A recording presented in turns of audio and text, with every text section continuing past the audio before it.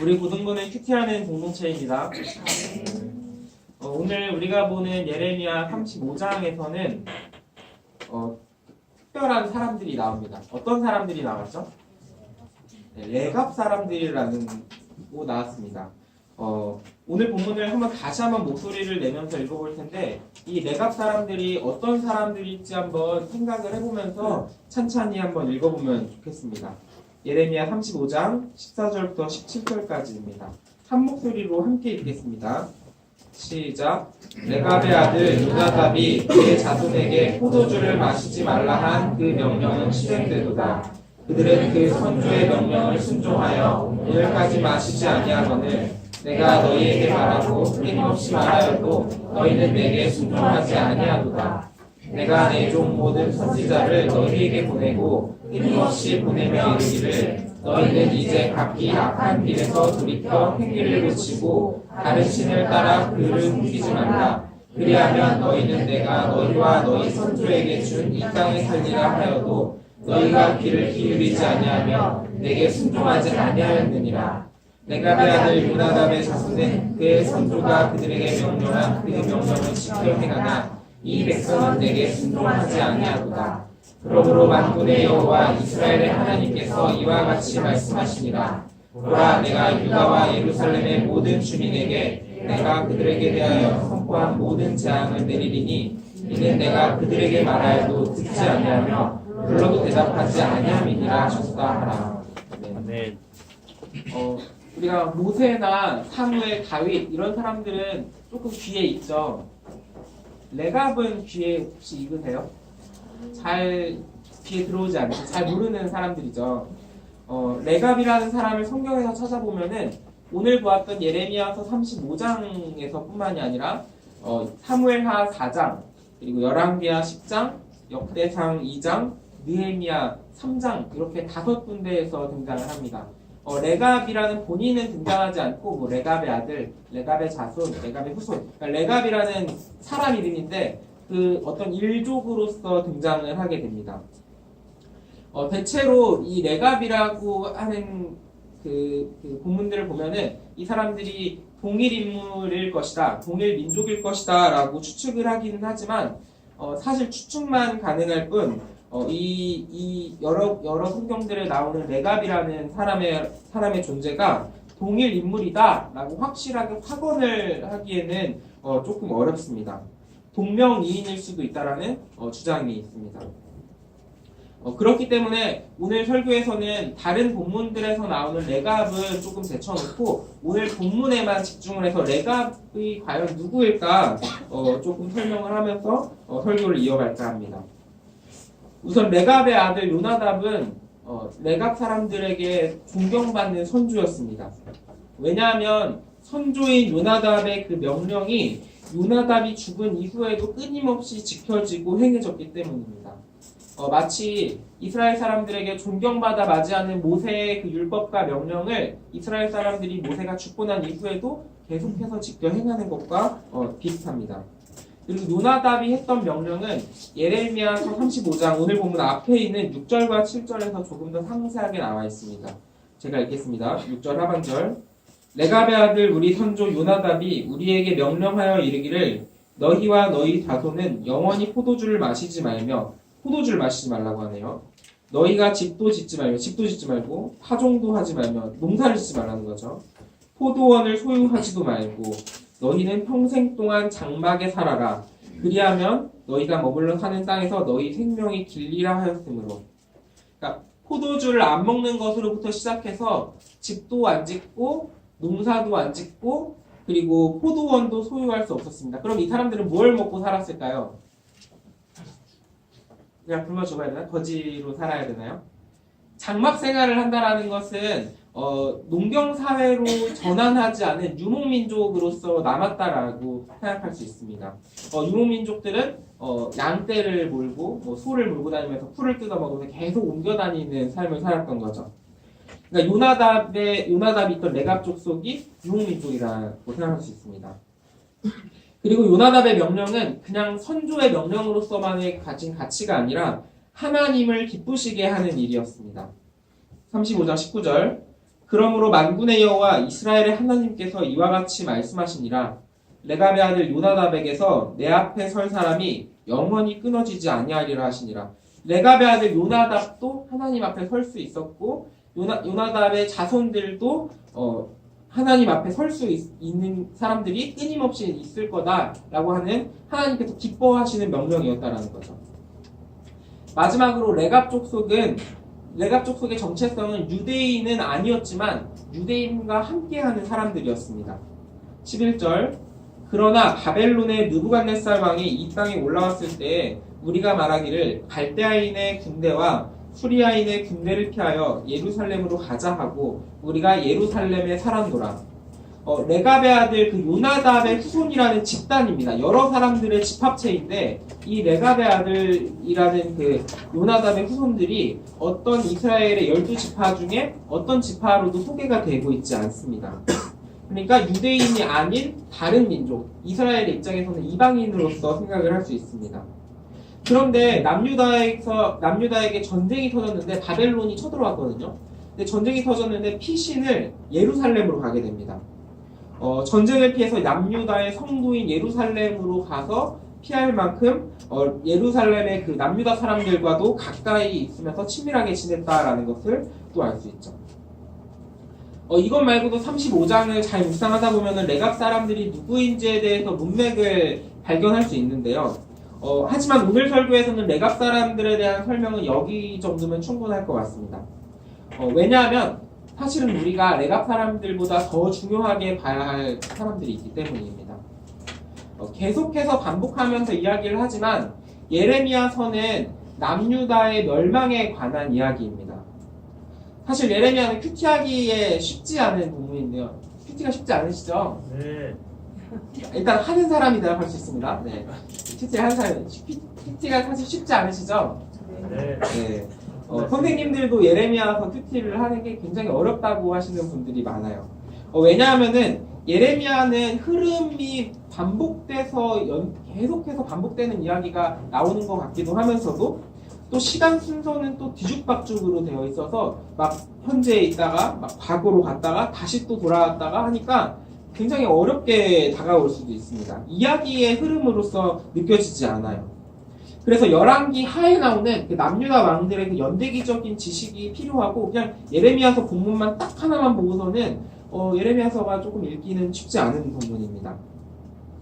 오늘 본문도 시간의 흐름을 역행해서 나오는데요. 우리는 성경에 원래 장절 구분이 없다라는 것을 알고 있어야 합니다. 34장, 35장, 36장 이런 거는 이제 나중에 사람들이 읽기 편하게 하려고 장과 절을 만든 거지 원래는 그냥 쭉 이어지는 거예요. 34장과 35장이 한 호흡으로 쭉 이어지면은 이렇게 읽힙니다. 예레미야서 34장 21절부터 35장 1절입니다. 또 내가 유다의 시드기야 왕입니다. 시드기야 왕과 그의 고관들을 그의 원수의 손과 그의 생명을 찾는 자의 손과 너희에게서 떠나간 바벨론 왕의 군대의 손에 넘기리라. 여호와의 말씀이니라. 보라, 내가 그들에게 명령하여 이 성읍에 다시 오게 하리니 그들이 이 성을 쳐서 빼앗아 불사를 것이라. 내가 유다의 성읍들을 주민이 없어 처참한 황무지가 되게 하리라. 35장 1절 유다의 요시야 왕의 아들 여호야김 때에 여호와께로부터 말씀이 예레미야에게 임하여 이르시되 34장까지는 시드기야 왕의 이야기가 있는데 35장에서는 여호야김 왕으로 넘어갑니다. 시드기야 왕의 전전왕입니다. 그러니까 이게 어떤 느낌이냐면 저희가 조선왕조실록을 읽고 있는데 광해군의 이야기를 읽고 있다가 갑자기 세종대왕이 나오는 거예요. 장절 구분이 없다고 했어요. 그냥 아무런 이런 방구도 없이 갑자기 넘어가는 거예요. 그럼 예레미야는 왜 이런 식으로 글을 썼을까요? 왜 예레미야서를 이런 식으로 글이 써졌을까요? 예레미야가 쉽게 시간 순서대로 읽기 편하게 할 수도 있었는데 왜 하필이면 굳이 시간을 이렇게 뒤죽박죽해서 예레미야서를 작성을 했을까요? 예레미야가 모자라서 그랬을까요? 그냥 되는 대로 막 쓰다 보니까 그랬을까요? 성경의 저자는 하나님께서 성경의 저자이고 성령의 영감을 주셨기 때문에 하나님께서 실수하신 걸까요? 만약에 그렇다면? 우리가 받아들이고 넘어가야 할 부분은 하나님께서는 실수가 없으시고 성경의 저자로서 성경은 하나의 오점과 결점도 가지고 있지 않다라는 것을 인정하고 받아들여야 합니다. 그렇다면 왜 이런 식으로 시간이 막 왔다 갔다 할지에 대해서 어떤 의도를 가지고 있지 않은가 한번 생각을 해봐야 합니다. 34장과 35장은 어떤 연결을 가지고 있을까요? 우리가 지난주에 보았던 33장부터 한번 보려고 하는데요. 지난주에 하나님께서 예레미야에게 너는 내게 부르짖으라 라고 하시면서 크고 은밀한 일이 무엇인가 그것을 구하라 라는 말씀을 하셨습니다. 33장 3절입니다. 너는 내게 부르짖으라 내가 내게 응답하겠고 내가 알지 못하는 크고 은밀한 일을 내게 보이리라. 지난주에 이 말씀을 토대로 크고 은밀한 일이 도대체 무엇인가에 대해서 들었는데 지금 우리가 보고 있는 예레미야서는 특별히 특징적으로 여호와 하나님의 말씀이 주된 내용으로 이어집니다. 그리고 여호와 하나님의 말씀은 예레미야를 통해서 남유다 백성들에게 선포되고 있는 말씀입니다. 이 내용은 32장에서도 남유다 백성들에게 선포되는 말씀이었고 33장에서도 그랬고 34장에서도 그랬고 35장에서도 그렇습니다. 여호와 하나님께서 말씀하신 내용이 주된 텍스트를 이루고 있는데 이 텍스트의 대상이 남유다 백성들과 이스라엘 백성들이 이 말씀을 들어야 하는 사람들이었던 겁니다. 35장에서 갑자기 튀어나오는 레갑 사람들에게 우리가 집중할 것이 아니라 이 계속해서 반복되고 있는 예언의 대상이 되는 남유다 백성들에게 집중을 하면서 오늘 본문을 읽어봐야 합니다. 그러면 남유다 백성들에게 들려질 하나님의 말씀이 어떤 식으로 이 내용을 채우고 있는지에 대해서 한번 관찰을 해야 하는데요. 그냥 살펴보기만 하면 32장부터 계속 보고 있는 우리 말씀이 남유다의 멸망에 대한 경고의 메시지로만 들릴 겁니다. 하지만 내용이 조금씩 다른데요. 예레미야서 초반에는 남유다의 멸망에 대한 내용만 나옵니다. 남유다의 멸망에 대한 내용만 나옵니다. 그러다가 이제 예언의 내용이 점층적으로 발전을 하게 되고 27장이 되어서는 예루살렘이 회복될 거다라는 예루살렘의 회복의 이야기가 등장을 하게 됩니다. 지난주에 말씀해 나왔던 33장에서도 예루살렘이 회복에 대한 이야기가 나오죠. 33장에서는 조금 더 발전이 돼서 크고 은밀한 일이라는 것을 알려주면서 온 인류에 대한 구원과 예수 그리스도의 재림되어 있을 찬송과 영광에 대한 이야기까지 새 예루살렘에 대한 메시지까지 확장이 되고 있는 겁니다. 이게 예레미야서가 계속해서 발전해 나가고 있는 겁니다. 이제 나올 만한 예언은 다 나왔고 34장과 35장에서는 이제 이 예언들이 결론으로 치닫고 있습니다. 37장부터는 다시 예레미야서의 시간이 흘러가는 스토리라인으로 조금 읽기 편해질 겁니다. 한 40장 중반 후반 때까지는 조금 스토리라인으로서 읽혀지기 때문에 이때는 조금 읽기 쉬울 거예요. 근데 34, 35장에서는 이 예언이 이제 결론부로 가고 있는데 34장에서는 노예에게 자유를 주라는 말씀이 나왔다가 다시 노예에게 자유를 빼앗는 이야기가 나오고 실질적인 에피소드가 나옵니다. 이 에피소드에서는 하나님께서 이 에피소드와 함께 다시 남유다의 멸망이 언급되는데요. 이 부분에서 어휘의 강력한 대조를 이루면서 문학적인 표현이 등장을 합니다. 예레미야서 34장 17절 그러므로 여호와께서 이와 같이 말씀하시니라 너희가 나에게 순종하지 아니하고 각기 형제와 이웃에게 자유를 선포한 것을 실행하지 아니하였은즉 내가 너희를 대적하여 칼과 전염병과 기근에게 자유를 주리라. 여호와의 말씀이니라. 내가 너희를 세계 여러 나라 가운데에 흩어지게 할 것이며 형제와 이웃에게 자유를 선포하지 않았기 때문에 칼과 전염병과 기근에게 자유를 선포할 것이다. 이게 정확하게는 말이 안 되는 표현이죠. 칼과 전염병과 기근에게 자유를 선포한다라는 게 말이 되는 표현은 아니죠. 이 문학적으로 받아들여야 합니다. 그러니까 이 예언을 가지고 하나님께서는 이 예레미야를 통해서 강력한 대조를 이루는 어휘를 가지고 문학적으로 또 이야기를 하시고 계신 겁니다. 강력한 대조법을 통해서 징벌에 대한 예언을 아주 강화해서 말씀을 해주시는 겁니다. 그리고 다시 말씀드리지만 남유다 백성들에게 주어지는 말씀입니다. 예레미야서의 예언들은 남유다 백성들에게 주어지는 말씀입니다. 이 문학적 표현은 점층적으로 발전하고 조금씩 확장되어가는 예언이 실제적인 표현과 함께 나오는 겁니다. 35장에서도 34장에서처럼 실제적인 예시를 전달하면서 이 예언이 클라이막스로 다가가고 있습니다. 강력한 대조를 통해서 보여주는데요.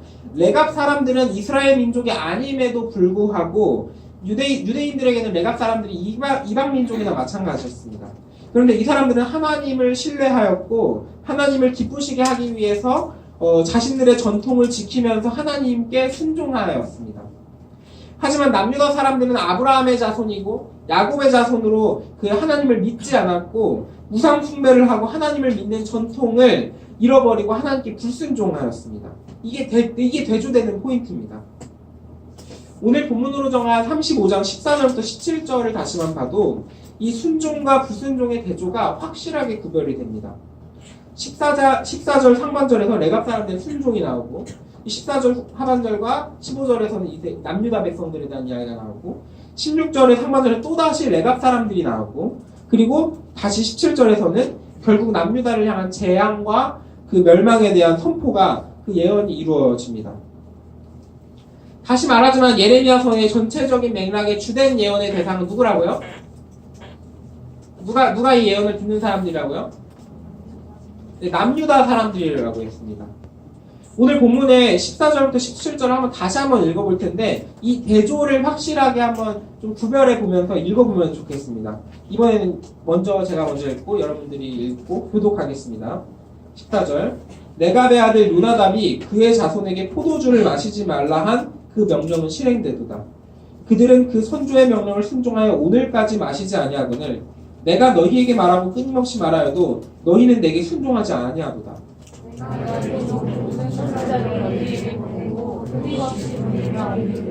너희는 이제 각각 하나님께서 너희와 흥미를 붙이고 말씀을 따라 그를 섬기지 말라. 그리하면 너희는 내가 너희와 너희 선조에게 준 땅에 살리라 하고 너희가 귀를 기울이지 않으며 내게 순종하지 않으였느냐. 레갑의 아들 요나답의 자손은 그의 선조가 그들에게 명령한 그 명령을 지켜 행하나 이 백성은 내게 순종하지 아니하더라.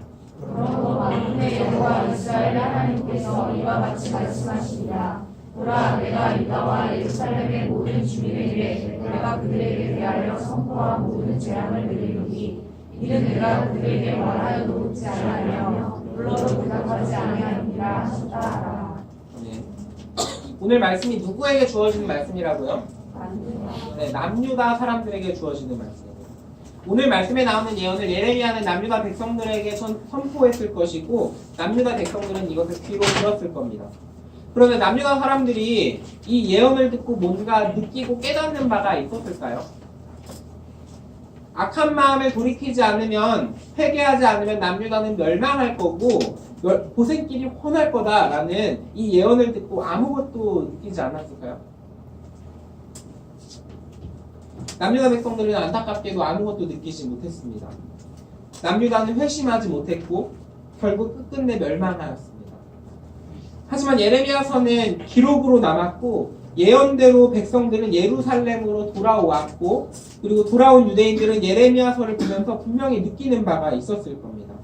포로기를 마치고 돌아온 이스라엘 사람들은 분명히 예레미야를 보면서 하나님께 불순종하며 타락하고 우상 숭배를 했던 남유다를 보면서 우리는 저렇게 살지 말아야지, 우리는 하나님을 잘 믿어야지, 순종하면서 살아야지 이런 교훈을 얻고 스스로를 반추했을 것입니다.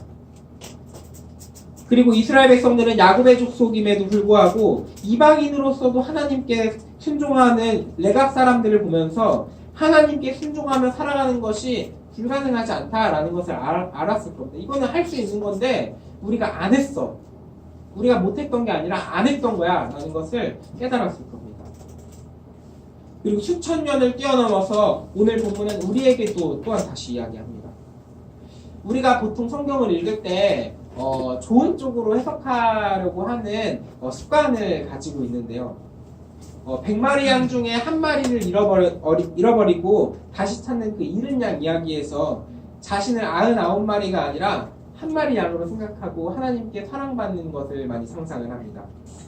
돌아온 탕자의 비유에서 돌아온 동생에게 잔치를 베푸는 모습에 질투하는 첫째 아들의 모습에 생각하지 않고 떠났던 집으로 돌아와 아버지께 환영받고 사랑받는 이미지를 생각하면서 둘째 아들에게 몰입하고 싶어 할지도 모릅니다. 오늘 본문에 나오는 남유다 백성들과 레갑 사람들을 보면서 우리는 레갑 사람들에게 우리를 이입하고 우리는 잘 믿고 있어. 좋은 쪽이야. 라고 생각할지도 모릅니다. 하지만 우리는 오늘 본문의 조연으로 나온 레갑 사람이 아니라 주연으로 나온 남유다에게 우리를 이입해 봐야 합니다. 예레미야서가 계속해서 보여주고 있는 멸망의 경고에 우리는 우선해서 우리는 여기에 해당되지 않는지를 확인해 봐야 합니다. 우리 스스로 타락한 남유다 백성들에게 이입해보고 우리는 그렇지 않은지 확인해 봐야 합니다.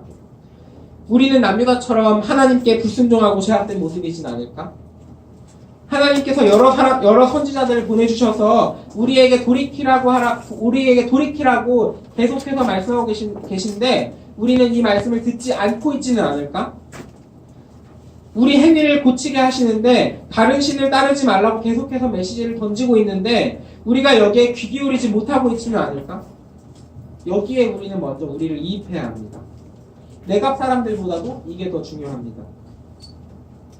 오늘 본문에서 레갑 사람들의 역할은 하나님께 선택받은 민족으로 아브라함의 적통을 가지고 있는 남유다 백성들과 강력하게 대조하면서 이스라엘 민족이 아닐지라 하더라도 하나님께 순종할 수 있고 하나님께 찬양과 영광을 올리며 살 수 있고 그리고 이렇게 살았을 때 축복받은 인생을 살 수 있다라는 것을 그 사실을 우리에게 보여주기 위함입니다.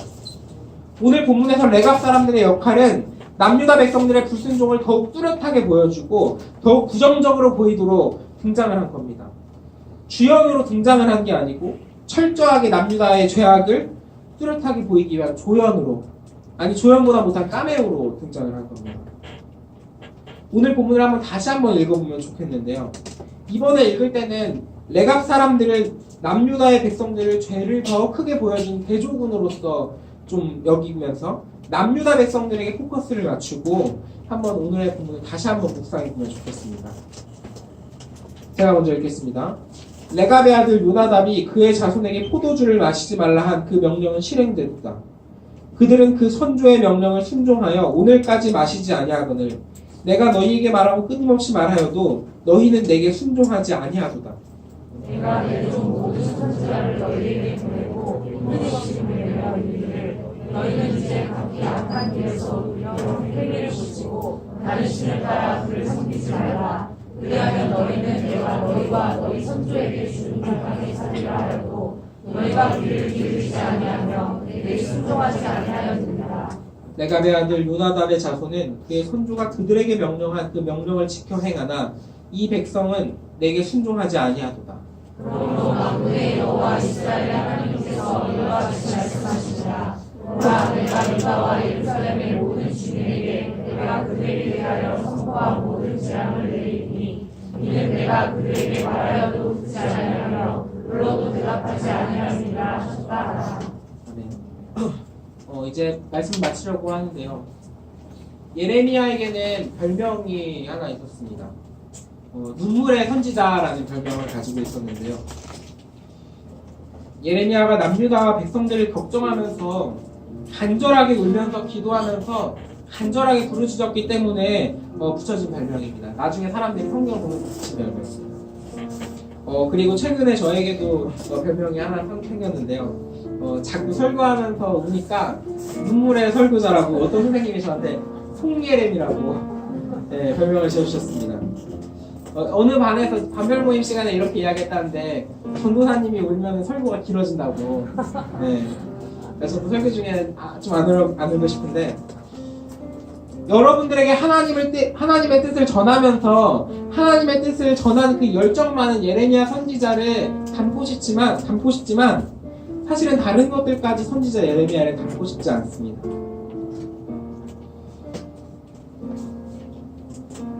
왜냐하면 예레미야 평생에 눈물로 기도하고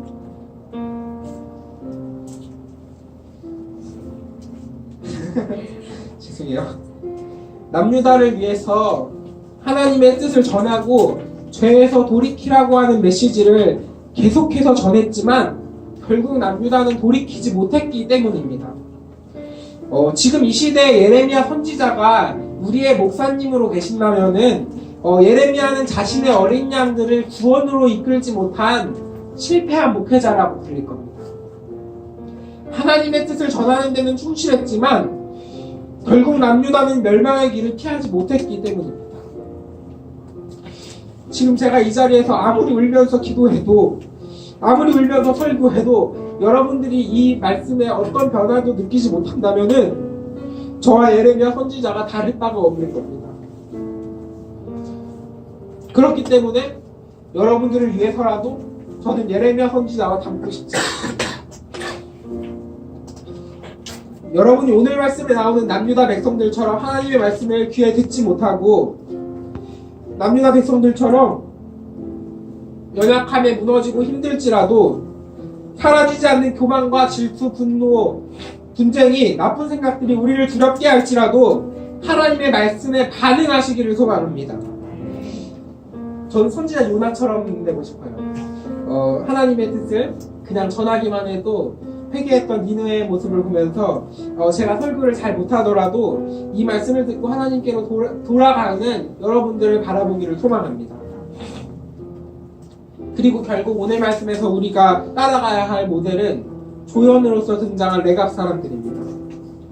우리 아빠가 집사님인데, 우리 엄마가 권사님인데, 우리 아빠가 목사님인데, 나는 모태신앙인데, 여러분들의 이런 혈통적이고 전통적인 정체성보다도 중요한 것은 그 집사님이신 아버지가, 권사님이신 어머니가, 목사님인 아빠가, 목사님과 전도사님이 도대체 어떤 가르침과 전통을 우리에게 주셨고 어떤 말씀을 들었고 그 말씀에 하나님의 뜻에 잘 따르고 순종하고 있느냐, 이것이 중요한 겁니다.